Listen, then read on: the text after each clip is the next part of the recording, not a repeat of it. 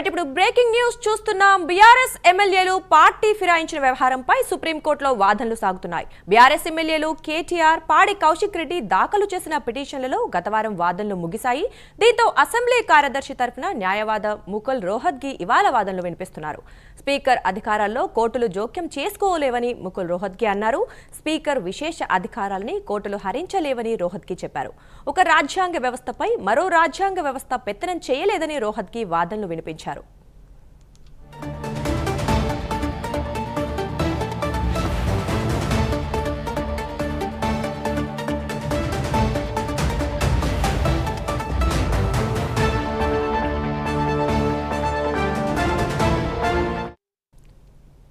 పిటిషనర్ల ఇష్టానుసారం స్పీకర్ వ్యవహరించబోరని రోహత్గి అన్నారు. స్పీకర్ పై నమ్మకం పెట్టుకోకుండా ఇలా రిట్లపై రిట్లు ఎందుకు దాఖలు చేస్తున్నారని రోహత్గి పిటిషనర్లని ప్రశ్నించారు.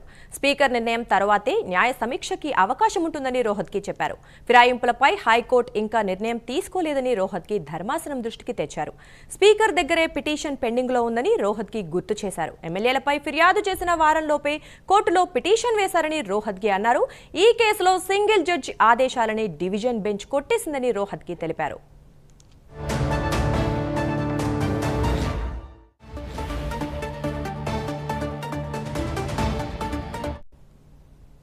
రోహత్గి వాదనల్ని విన్న జస్టిస్ గవాయ్ సుప్రీంకోర్టు గత వాదనలకి భిన్నంగా ఉన్నాయని అన్నారు. స్పీకర్ 5 ఏళ్ల వరకు నిర్ణయం తీసుకోకపోతే కోర్టులు జోక్యం చేసుకోకూడదా అని జస్టిస్ గవాయ్ ప్రశ్నించారు.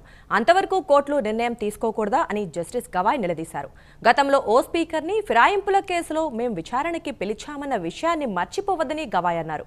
కోర్టులు రాజ్యాంగ పరిరక్షకులుగా వ్యవహరిస్తున్నాయని గవాయ్ చెప్పారు. తాము నోటీసులు ఇచ్చిన 11 నెలలకి స్పీకర్ నోటీసులు ఇచ్చారని గవాయ్ గుర్తు చేశారు.